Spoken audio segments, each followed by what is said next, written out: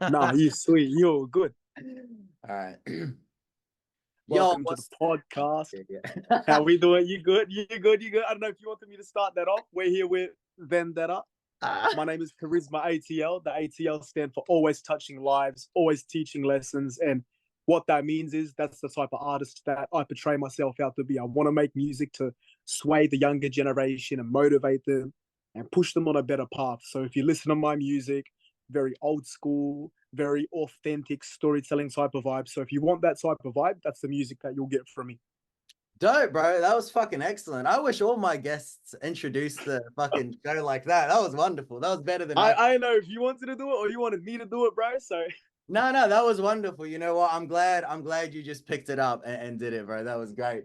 So I'll get straight into it. So you just dropped a project, the Charismatic Mixtape.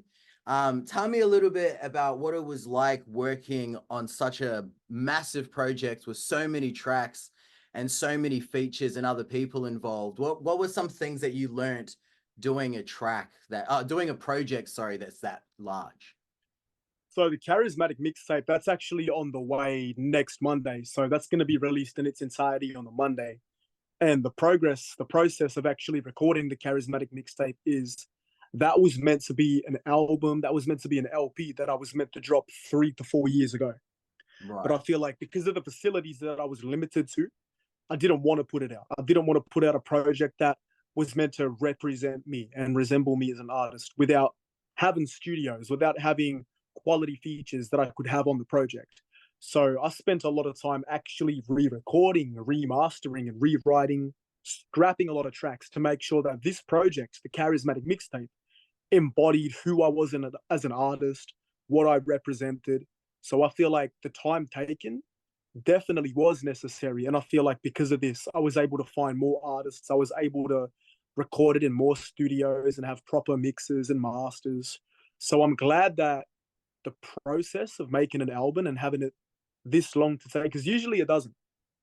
But I'm glad with this project that I've taken so much time on it. A lot of thought went into it. And I'm confident that the moment that I drop it on the 9th of September, that everything that I have put on that, as good as it can get, definitely will represent me as an artist and resemble what I stand for. Dope, man. That's a brilliant answer, man. So I guess in a way it basically taught you that like to take your time, like not rush the things. And I think that's a good takeaway, especially like in this day and age where a lot of like online YouTube gurus and stuff are just telling you to, hey, release a song every week. If you're not doing a song every week, you're failing, you know. And I don't Just really drop everything. yeah. I don't really like that sort of mentality. So it's nice hearing that, you know, one of the things you took away from that big project is just take your time, you know, take your time to make sure the project's going to come out as good as it can instead of just coming out for the sake of coming out. I feel like the main reason for coming to that realization was because I suffered from that when I first started releasing music. Yeah. So I didn't really have a lot of access to internet. I didn't know how to use DistroKid or SoundCloud, but I was putting music out. All I wanted to do was just put out music and let people hear it.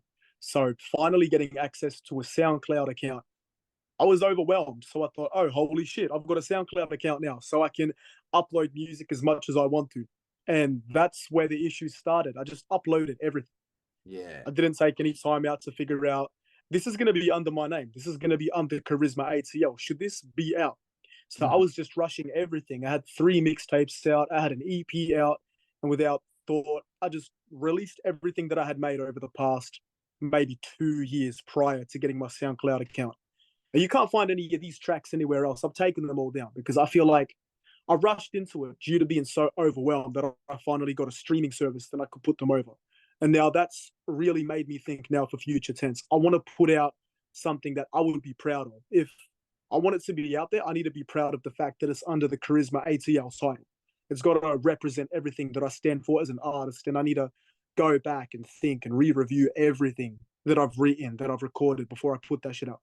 Yeah, absolutely. Because as you said, man, like you don't want to end up diluting your art and your music because at the end of the day, everything has your name and brand attached to it. So if you just end up releasing everything, your overall music might get diluted. You might have some bangers in there, but if it's a bunch of throwaway tracks in there as well, then it makes it harder for people to actually discover the good shit. But that was brilliant, man. That was really good fucking answer to that. Hopefully people watching this can take something away from your answer. And here's another question. This one's less personal and I guess more about the industry as a whole. So what's your favorite thing about the industry? And then what's something you would change about it if you could? I feel like my favorite thing about the industry is that it recognizes talent, but there are like hip hop as a genre. There are many different categories and there are many different subgenres. So with hip hop, you've got trap, you've got R&B, you've got boom bap, and I feel like that's the same with the industry in Australia, even in America. So Mhm. everybody's got their own category, and it's a get in where you fit in type of industry. If people see that you're making the type of music that relates to them, you're always going to have a place to fit in when it comes to the industry. Nobody's truly outcasted. It's just that you haven't networked enough. Because if you're talented enough, if people see that you put enough time, talent into your work, then they're gonna put you with a group or they're gonna accept you for the type of music that you do. So it's just about continuing to network, go to events, talk to people, and there's no harm in it. You don't have to fit in with that group. You can be cool with that group, but you don't have to fit in with that group and make the music that they make. Be yourself, and you're gonna find somebody who appreciates you for the music that you make. Don't leech off of anybody. Don't copy anybody. You do your own thing, and that authenticity will attract somebody, and they will say, "Hey, do you want to be part of our industry? Do you want to be part of our group? Because you're doing what we're doing. You know, we could be strong as a collective, we could be strong as a duo, and then that'll do numbers, that'll garner attention, and that'll have attention drawn to us because we're one and the same when it comes to our music." And that's what I feel like is quite strong about the industry. That is very inclusive and it's very accepting, no matter what type of music that you do.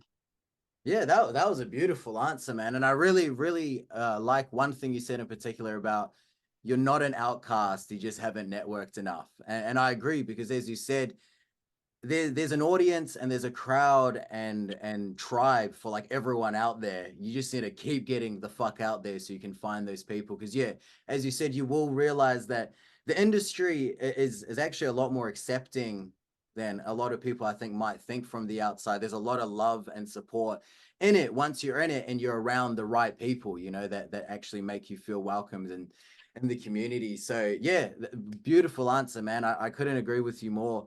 So I guess on the flip side of that, what's something about the industry you could change if you could? I'd still say about the industry that as a whole, I'd say hip hop is getting a lot more inclusive as a genre. And with the industry, we're learning to accept more talents and accept more people. But with that, there are still select groups. Mhm. Like I said, it's a pro and a con of the exact same thing. So there are still few select groups because you're not making the music that they make, or you don't have that same style, or you don't have that same vibe. They automatically say that you're not a good hip hop artist.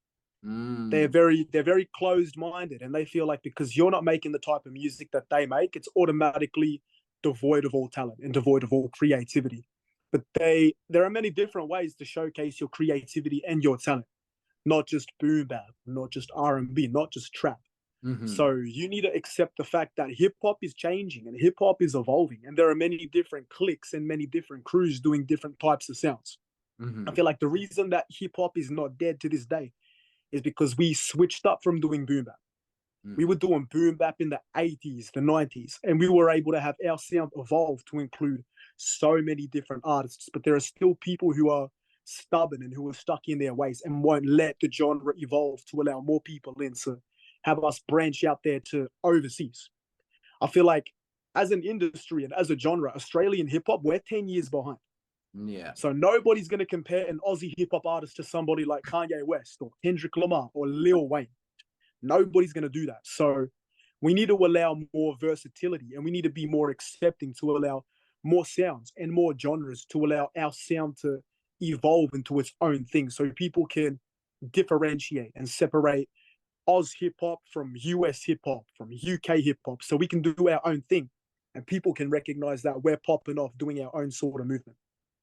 Really well said, man. That was good. I agree. Like I think Ozrap, as you said, is still quite young, and there's still a long way to go for Ozrap to actually be recognized on a global scale for what it is and as its own unique identity, and not as a mix of US and UK rap as its own as its own, as its own entity. So yeah, great answer, man. And you're right, that your first answer did sort of flip over to the second answer as well. It's funny how the industry can do shit like that, where some of the pros are cons at the exact same time. Well, thank you so much for your time, man. That's been a really informative and great interview. Before I let you go though, there's like a fun little challenge I do on these interviews at the very end. It's really simple, and I like getting these rappers to do it, especially. I make all the producers do it too, but it's more fun when rappers do it. But all you got to do is just say the alphabet as fast as you possibly can. All right? All right, we're gonna do that. We're gonna do that. You're not gonna make me do it backwards, are you? No. Nothing All right, we're gonna crazy, do this. nothing too crazy like that. You can start whenever you want, and I'll start the timer. Yeah, get a sip of water in there, bro. Give me a little bit. I came back from the gym, man. We had a gym session. We had a sauna session. I haven't even showered or changed up yet, bro. I came straight from the interview. What a legend, bro. Thank you. I appreciate All right, count me down. Count me down. You go whenever you like, and I'll start the stopwatch whenever you start, and I'll stop it whenever you finish on Z. All right, let's do it. Yeah, I'm ready when you are. Holy shit, bro, you were so fucking fast. I didn't even get it, but it's all right. In the recording, do you need a double take? No. I let everyone do it twice, but I'll go back in the recording and I'll see how fast that one was anyway. So I'll still. If you let everyone do it, I'll do it one more time. If it's fair, I'll do it one more time. All right, I'm ready. A B C D F G H I J K L M N P Q R S T U V W X Y Z. Holy shit, man, that was fucking fast. That was. I don't know if I enunciated all the words, bro. I got so go back. Double take. I think my first one was better though. Yeah, I think your first one was better too. I think you actually enunciated better, and you were a bit faster too. So on that, bro, put me on the spot there. On that second attempt, you got 2.23 seconds. Now that's based on my reaction. Usually it's a little bit faster when I actually go back in the recording. Yeah, let's see that. Shout out personal space. I didn't want to do you like that. If that's the case, big love. I'm ADHD. So that's probably it. No, bro, thank you. So before I end this off, man, any last words you want to say to the audience? Thank you for your time, Vendetta. Check out his podcast. Get on the interviews with him. He's very well-spoken, polite, interesting fella. 9th of September, the Charismatic Mixtape. 25 tracks, 13 features. Cop that shit. We're doing it. 3 years in the making. Charisma ATL, all streaming platforms. So stay tuned. We're doing this. Fuck yeah, man. Dope. Thanks again for your time, man. We'll talk to you all next time with another guest, but that's been Vendetta and Charisma ATL. Peace out. Thank you for having me. Peace out.